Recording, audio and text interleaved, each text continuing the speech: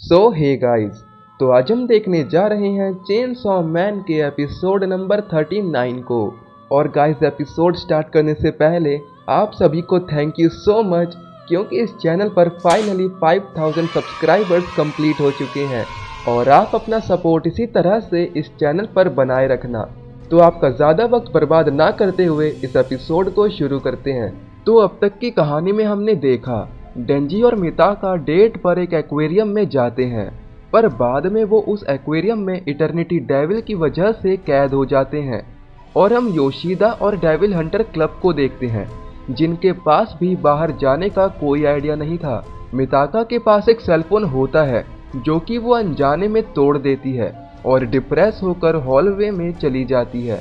तो चलिए अब देखते हैं आगे की कहानी को। तो एपिसोड की शुरुआत में हम मिताका को देखते हैं, जिसकी हालत ठीक नहीं थी। एक्वेरियम में फंसे अब 3 दिन हो चुके थे, घड़ी भी बंद थी, बाथरूम भी इस्तेमाल करने लायक नहीं बचा था, और मछलियाँ जो कि अब सड़ने लगी थी। और तभी हारुका मिताका को याद दिलाता है कि अगर उसने सेल फोन नहीं तोड़ा होता तो वो सभी आज बाहर होते। जिस पर मिताका को याद आता है कि वो तो चेनसॉ मैन है, तो वो कुछ क्यों नहीं करता। और हारुका को कुछ समझ नहीं आता, जिस पे मिताका उसके सीने पे लगे स्टार्टर के बारे में बोलती है। और हारुका कहता है, ओह, वो स्टार्टर। असल में मैं चेनसॉ मैन नहीं हूँ, मैं बस उसका एक बड़ा फैन हूँ और मैंने अपने चेस्ट पर सर्जरी करवाई थी। जो सुनने के बाद मिताका कंफर्म करते हुए हारुका से पूछती है कि क्या इसका मतलब तुम चेनसॉ मैन नहीं हो।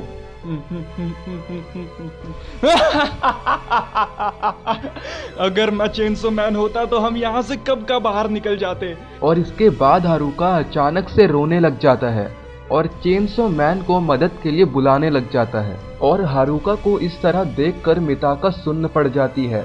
और वहाँ योशिदा और डेंजी भी आ जाते हैं। और योशिदा डेंजी को कहता है कि क्या वो इस वक्त कुछ नहीं कर सकता। डेंजी बताता है कि उसने पहली बार इटर्निटी डेविल को मार दिया था क्योंकि वो उसके सामने था, पर इस वक्त उन्हें नहीं पता कि वो डेविल कहाँ पर है।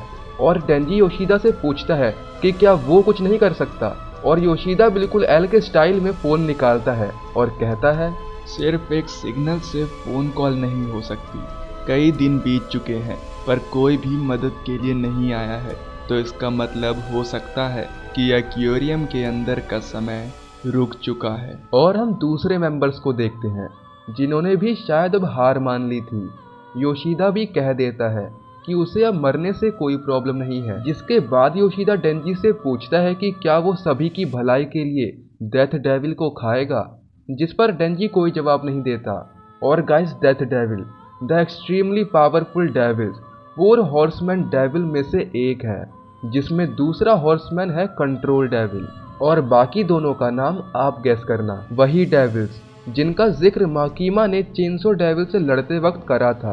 डेंजी मिताका के पास जाता है, जहाँ मिताका की हालत कुछ ठीक नहीं थी और वो कहती है कि उसे बहुत भूख लगी है। और डेंजी उसे मछली खाने कहता है, पर मिताका मना कर देती है और डेंजी से माफ़ी मांगने लगती है कि वो उसके साथ यहाँ डेट पर आया था, पर अब वो यहाँ फंस गया। वो तो सिर्फ उसे वेपन बनाना चाहती थी, पर अब वो सही और गलत के बीच में कंफ्यूज है, इसलिए शायद वो इतनी बोरिंग है। और अगले सीन में हम डेंजी को मिताका के सामने बैठा हुआ देखते हैं और वो मिताका से पूछता है कि आखिर वो क्या बड़बड़ा रही है, जिसका मतलब डेंजी ने कुछ सुना ही नहीं। और डेंजी मिताका से पूछता है कि क्या उसने कभी स्टारफिश खाई है, जिस पर मिताका बोलती है कि वो स्टारफिश को बिना बॉईल किए नहीं खा सकते क्योंकि ये पॉइजनस हो सकती है।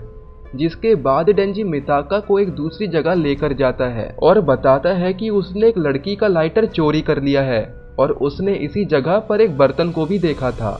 और डेंजी एक पॉट के ढक्कन पर स्टारफिश को बॉईल करता है, पर फिर मिताका की नज़र उसके बगल में पड़ी काफ़ी सारी हैट्स पर जाती है। और मिताका डेंजी से जब पूछती है कि आखिर वो इतनी सारी हैट्स क्यों इकट्ठा कर रहा है, डेंजी बताता है कि जब वो यहाँ से बाहर निकलेंगे तो वो इन्हें पैसों के बदले बेच देगा। और मिताका पूछती है कि आखिर वो पैसे कमाने के पीछे इतना पागल क्यों है।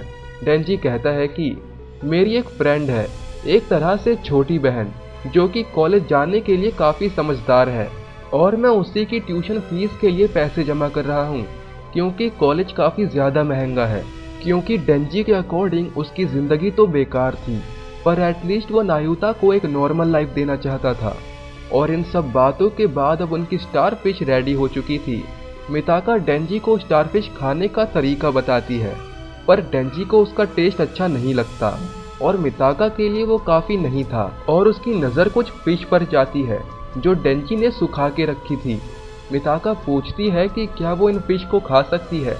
डेंजी कहता है कि उसे कोई प्रॉब्लम नहीं है। मिताका एक फिश उठाती है और उसे अपने मुंह में डालती है, पर अभी भी उसे घिन आ रही थी। मिताका को स्ट्रगल करता देख डेंजी को काफ़ी मज़ा आ रहा था। डेंजी मिताका को कहता है कि उसकी सारी बातें बहुत ही बोरिंग होती है, पर उसे इस तरह देखने में काफ़ी मज़ा आ रहा है। और फिर मिताका कहती है कि वो एक इंटरेस्टिंग वूमेन है, और मिताका पूछती है कि वो मज़ेदार है ना। डेंजी कहता है हाँ, और मिताका कहती है कि डेंजी की नज़र अच्छी है और अच्छा हुआ उसने ये नोटिस किया। और वो फिर से पूछती है कि वो चार्मिंग भी है ना। डेंजी कहता है हाँ, मुझे तुम्हारा एटीट्यूड अच्छा लगा, तुमने मुझे एक पुराने दोस्त की याद दिला दी। और गाइस, मुझे तो लग रहा है कि डेंजी यहाँ पर पावर की ही बात कर रहा है, क्योंकि वही ऐसी हरकतें करती थी। और मिताका उस मछली को पूरा खा लेती है और डेंजी से कहती है कि उसके पास यहाँ से बाहर जाने का एक रास्ता है। और डेंजी प्लान पूछता है और मिताका कहती है कि वो लोग पैसों को इकट्ठा करेंगे। और ये सुनते ही डेंजी बताता है कि बैग में 1000 पड़े हैं और उसने एक वॉलेट देखा है जिसमें 14,000 हैं। और इसी तरह दोनों मिलकर एक्वेरियम का सारा पैसा चोरी कर लेते हैं।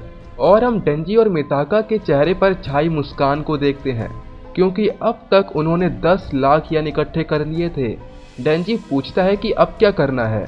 मिताका सारे पैसे डेंजी को उसे देने कहती है, जिस पर शुरुआत में तो डेंजी साफ मना कर देता है, पर बाद में जब मिताका डेंजी को कहती है कि इसके बदले वो उसकी कोई भी विश पूरी करने को तैयार है, डेंजी मान जाता है। और मिताका कहती है कि कुछ देर तक उसको उसकी सारी बातें माननी होंगी। डेंजी यस मैम कहकर अपना एग्रीमेंट दिखाता है और मिताका डेंजी को दीवार की तरफ चेहरा करके खड़ा होने कहती है, जिसके बाद मिताका खुद से कहने लगती है कि शायद ये लॉजिकली करेक्ट ना हो और वो भी इसके बारे में श्योर नहीं है और उसे कॉन्फिडेंट होना ज़रूरी है। और ये कहने के बाद मिताका कहती है कि इन पैसों से वो इस एक्वेरियम को खरीद रही है।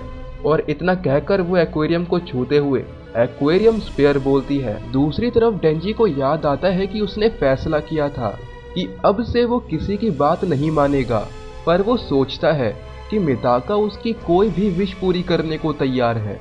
और तभी डेंजी के सामने एक पेंगुइन आ जाता है और जैसे ही डेंजी उस पेंगुइन को अपने हाथों में उठाता है, पूरा एक्वेरियम गायब हो चुका था और मिताका के हाथों में स्पेयर था। इटर्निटी डेविल, जो कि अब एक्सपोज हो चुका था, काफी गुस्से में बोल रहा था कि आखिर मिताका ने ऐसा सोचा भी कैसे कि वो 10 लाख येन में इस एक्वेरियम को खरीद सकती है। और वो फेमाइन डेविल पर गुस्सा करता है, ये कहते हुए कि ये डील का हिस्सा नहीं था।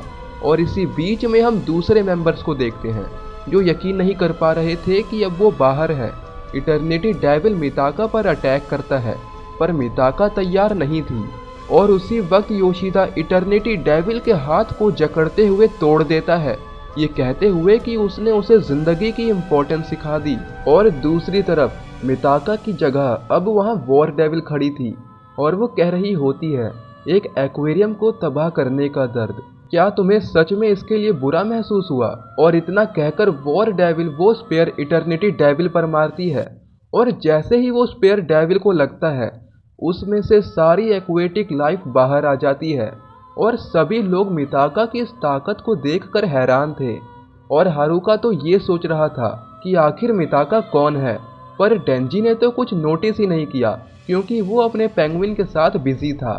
और दूर छत पर हम फेमाइन डेविल को देखते हैं और उसी के कुछ देर बाद योशिदा और फेमाइन डेविल की आंखें टकराती है। और इन सब के बाद वहाँ कुछ लोग आते हैं जिनको अकोकू सब कुछ एक्सप्लेन करता है और एक्वेरियम का एम्प्लॉय डेंजी से वो पेंगुइन ले लेता है, जिससे डेंजी थोड़ा सा डिसअपॉइंट था। डेंजी मिताका को उसके घर तक छोड़ने आता है।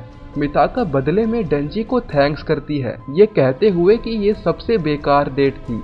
पर डेंजी कहता है कि ये इतनी भी बेकार नहीं थी क्योंकि उसने एक पेंगुइन को टच किया जिसके बाद डेंजी मिताका से कहता है कि उसने कहा था कि वो उसकी कोई भी विश पूरी करेगी, और डेंजी मिताका को अपने साथ दूसरी डेट पर चलने कहता है, ये कहते हुए कि उसे इन सब चीज़ों का ज़्यादा एक्सपीरियंस है और वो उसे सिखाएगा कि एक अच्छी डेट कैसी होती है। मिताका मान जाती है और वॉर डेविल को कुछ कुछ फील होता है और वो समझ जाती है कि मिताका मन ही मन अब डेंजी को पसंद करने लगी है और वो उसे टीज करती है, ये कहते हुए कि इसका मतलब है कि वो अपना प्लान आगे बढ़ा सकते हैं।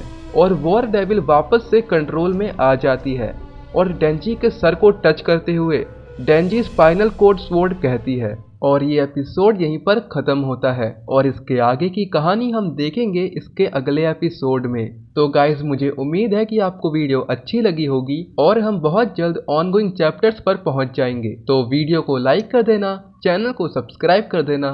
मैं मिलता हूं आपसे नेक्स्ट एपिसोड में, तब तक के लिए बाय बाय।